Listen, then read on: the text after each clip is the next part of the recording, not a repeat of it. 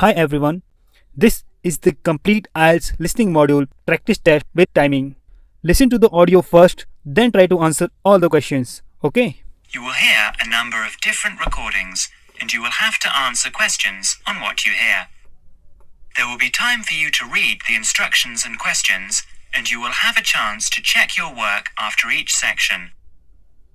All the recordings will be played once only. The test is in 4 sections. Write all your answers on the listening question booklet.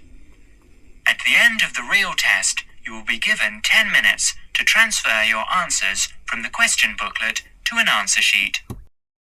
Now turn to section 1. Section 1. In this section, you will hear a series of telephone conversations between an overseas student and some people involved in turn. He wants to confirm some information for an international conference on computing technology. First, you will have some time to look at questions 1 to 10.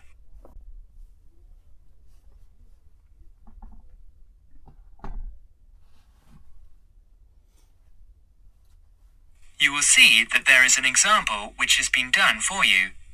On this occasion, only the conversation relating to this will be played first.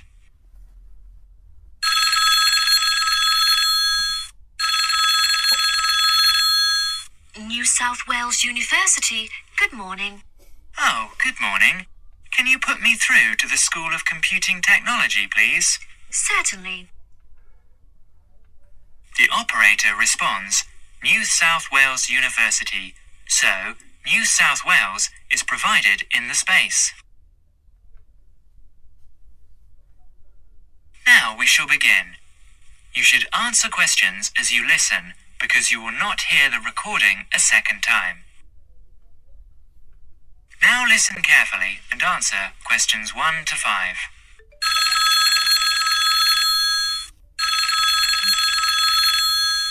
New South Wales University, good morning. Oh, good morning.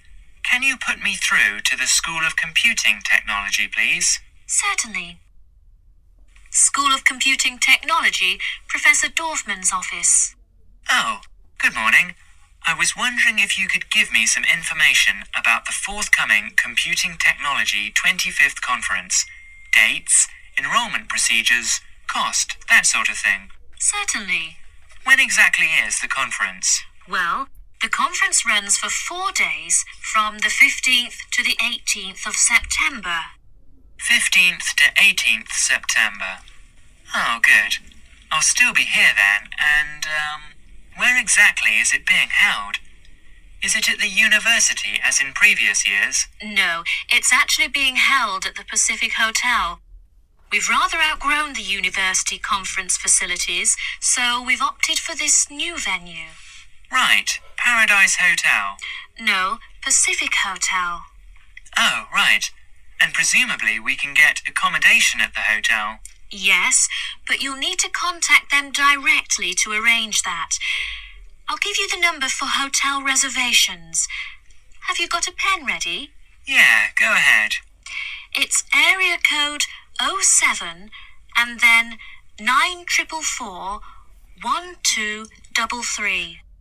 079 444 1233. And what's the registration fee? Individual fees are $360 for the 4 days or $100 a day if you only wanted to attend for 1 day. Are there any student concessions?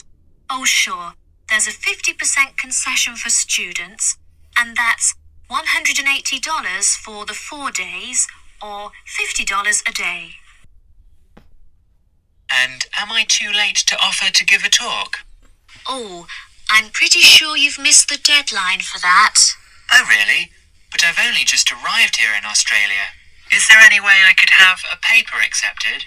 Well, you'd need to talk to Professor Dorfman.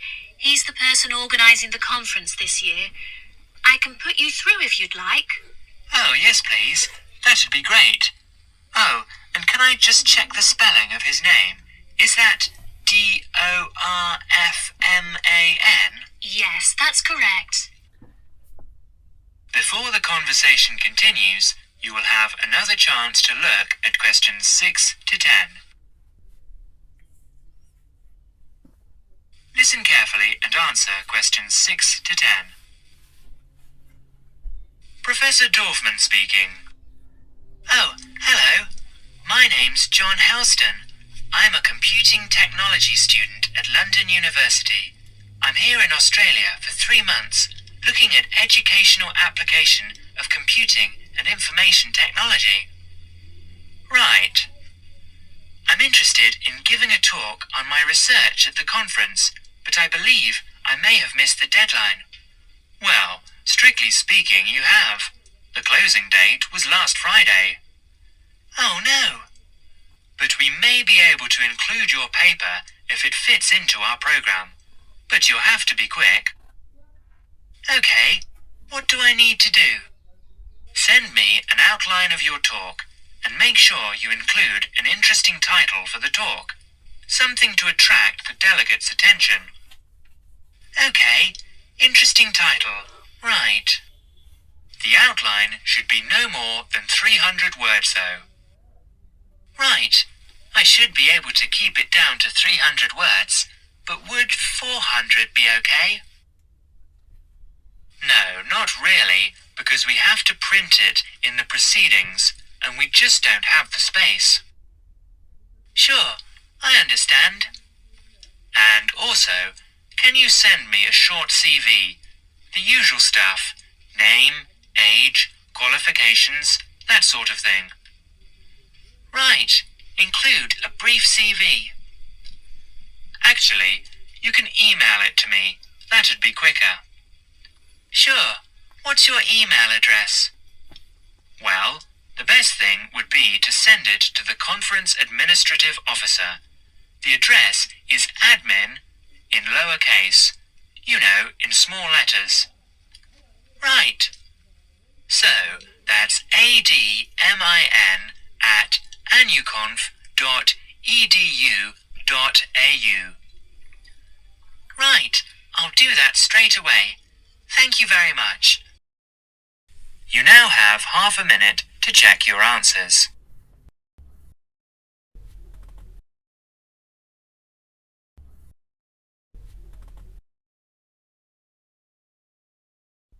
Now turn to section 2.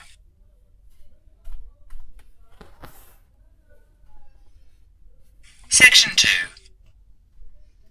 You will hear a guide talk about cooking ginger on the radio broadcast. As you listen, answer questions 11 to 20. First, you will have some time to look at questions 11 to 20.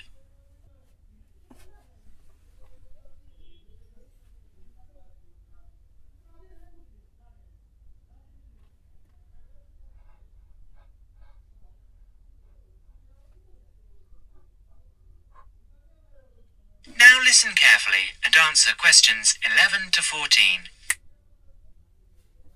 Hello and welcome to Cooking Corners. And this week we're looking at the most versatile and aromatic of plants. A fairly recent addition to the list of Australian agricultural produce, but nevertheless a great favourite today, ginger. And in the studio to tell us all about it is Jennifer Johnson. Ginger is one of my personal favourite spices, and I've got a number of wonderful recipes to share with you later on in the programme. So, what is ginger? Well, actually, it's a spicy tasting root with an aromatic flavour. It's related to the bamboo family and has 100 different uses in the kitchen.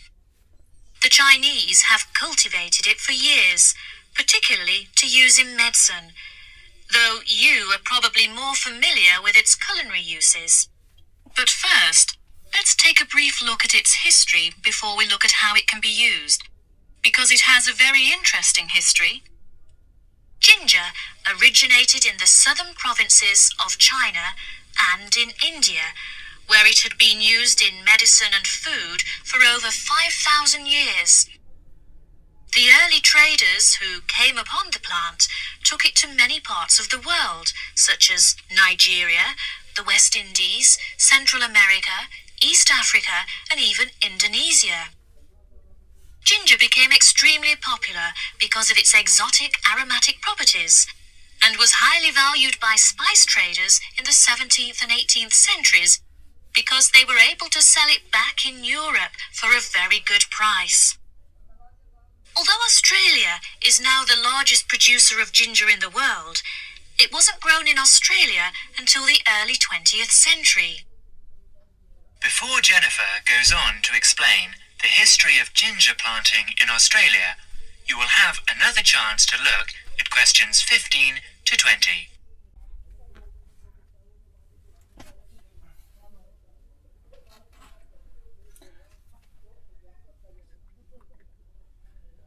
Now listen to the rest of the talk and answer questions 15 to 20. Apparently, some pieces of raw ginger found their way to an area about 100 kilometres north of Brisbane in Queensland earlier this century. The comparatively high rainfall and humidity in this area produced conditions which are perfect for growing ginger, so it became well established. But in the early days, the relatively high cost of production placed it as a disadvantage in the market, by comparison with the much cheaper ginger produced by other countries with lower production costs. Then, in 1941, the supply of ginger to Australia started to run out. Remember, this was in the middle of the Second World War, when everything was in short supply. This provided a perfect opportunity for the Queensland growers to expand their production and sales. 5 local farmers got together and formed a cooperative association in a place called Buderim. They started with only £25 between them. That was in the days when Australian currency was pounds, not dollars. So, they set up the company with 2 wooden vats and 14 tons of raw ginger. But they went on to become the most successful ginger farmers in the world. In fact, nearly all the world's ginger now comes from the Buderim ginger factory in Queensland. 40% of the production is used in Australia, and the remaining 60% is exported overseas to places like Europe, North America, South Africa, and even to Asia, where it originated in the first place. So now, let's move on to look at ways of using ginger in the kitchen. That is the end of section 2. You now have half a minute to check your answers.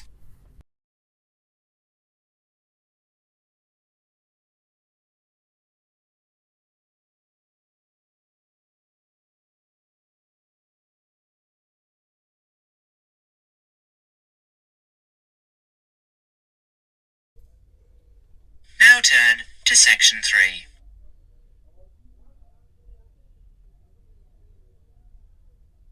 Section 3. You will hear an interview about global warming. As you listen, answer questions 21 to 30. First, you will have some time to look at questions 21 to 30.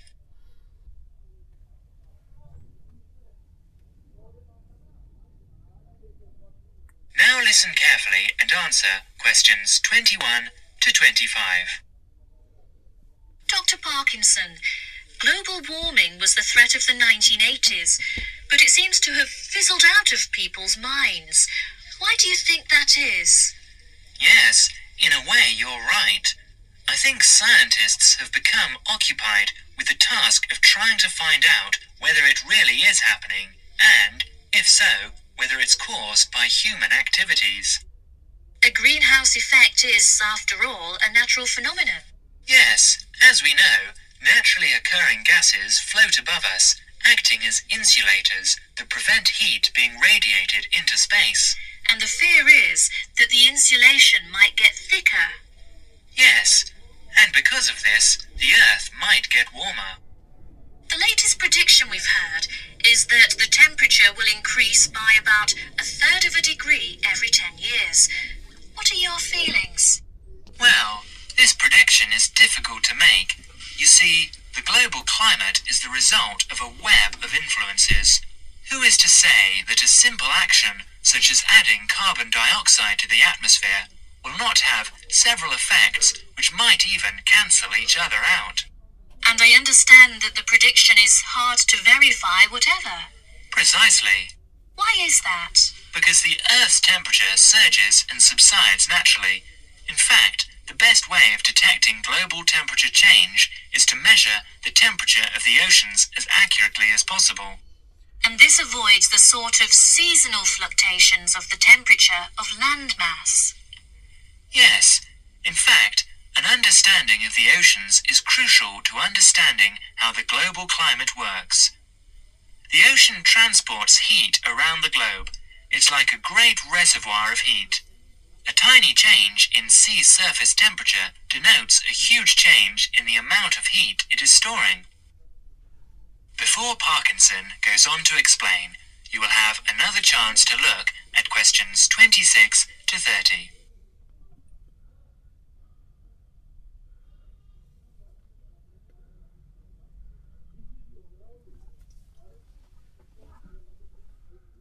Now listen to the rest of the talk carefully and answer questions 26 to 30. And now, I understand you are looking at ways of refining this measurement of ocean temperature. Yes, for a long time we've measured it by placing thermometers in buoys bobbing in the oceans, and also when ships draw water through their engines. It's also been done by satellite, hasn't it? Yes, but now data from a more promising system is being collected. This is the European Along-Track Scanning Radiometer, or ATSR, a much simpler name. The ATSR orbits the Earth above us. And what stage are you at with this? Well, it's been up there 2.5 years now. It's an infrared detector that senses the Earth's temperature with great accuracy, and this is what we need. We have to be able to separate out random changes in temperature. I believe there are other advantages as well. There are several. Every few days it covers the entire Earth, so it produces large quantities of data. It measures the temperature from 2 angles, which allows correction for any effects that the intervening atmosphere may be having on its readings. Its field of view has a width of 500 kilometers, and it measures the temperature to 0.3 degrees centigrade. And it should go on for years? Yes. Thank you, Dr. Parkinson, for talking to us today. And now over to... That is the end of section 3. You now have half a minute to check your answers.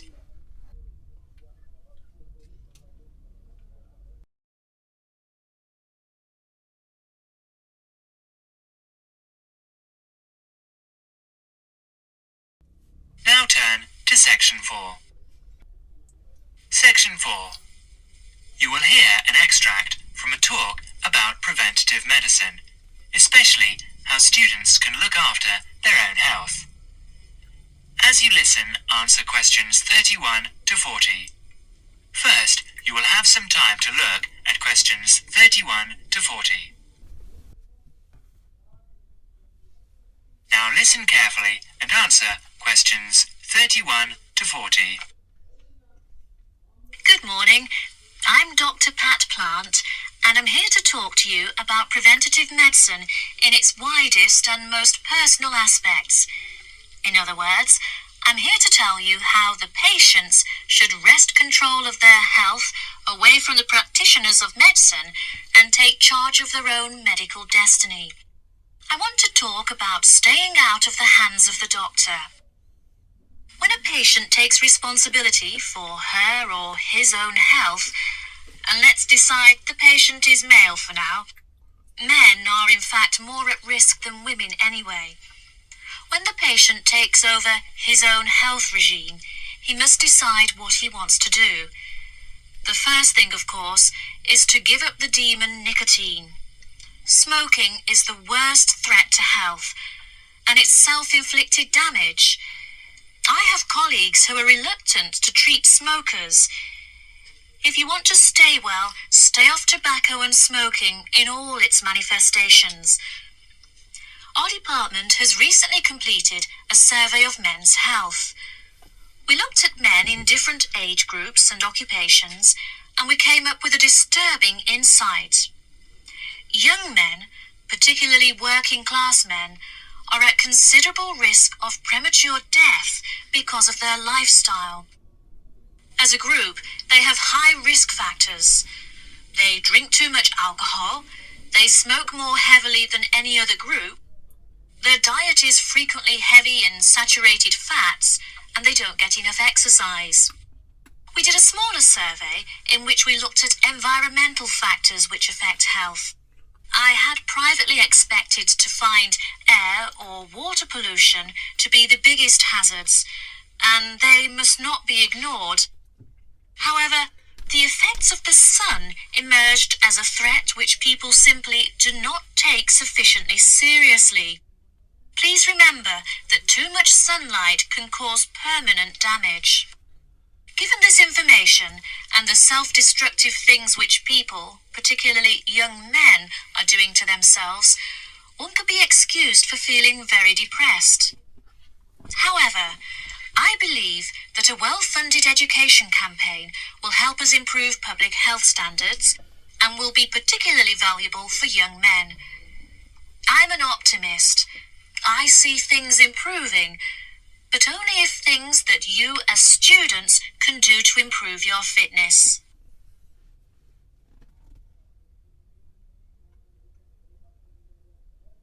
So now, I'd like to issue a qualification to everything I say.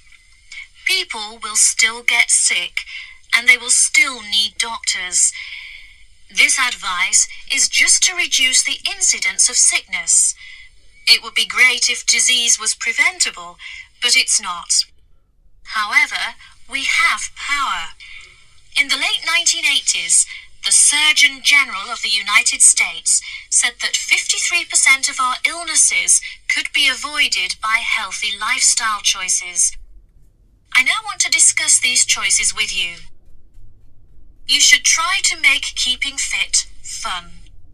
It's very hard to go out and do exercise by yourself, so it's wise to find a sport that you like and do it with other people. If you swim, you can consider scuba diving or snorkeling. If you jog, try to find a friend to go with. If you walk, choose pretty places to walk or have a reason for walking. Your exercise regime should be a pleasure, not a penance. The university is an excellent place to find other people who share sporting interests with you, and there are many sports teams you can join. This, unfortunately, raises the issue of sports injuries, and different sports have characteristic injuries. As well as accidental injuries, we find repetitive strain injuries occurring in sports where the same motion is frequently performed, like rowing and squash. The parallel in working life is repetitive strain injury, which may be suffered by typists or other people who perform the same action hour after hour, day after day. In this context, therefore, the most important thing to remember before any sport is to warm up adequately. Do stretching exercises and aim at all times to increase your flexibility. Be gentle with yourself and allow time to prepare for the game you have chosen to play. Don't be fooled by the term warm-up, by the way. It's every bit as important to do your warm-up exercises on a hot day as on a cool one. I think one of the recognitions is that all sports can borrow from each other. Many sports programs are now encouraging players to use cross-training techniques, that is, to borrow training techniques from other sports. Boxers have been using cross-training for years, building up stamina by doing road work and weight training, while honing their skills and reflexes. Other sports which require a high level of eye-hand coordination are following this trend. So you see table tennis players running and jogging to improve their performance, and footballers doing flexibility exercises which can help them control the ball better. All of these results are good, but the general sense of well-being is best and is accessible to us all, from trained athletes to people who will never run 100 meters in less than 15 seconds. Good health is not only for those who will achieve athletic greatness. That is the end of section 4.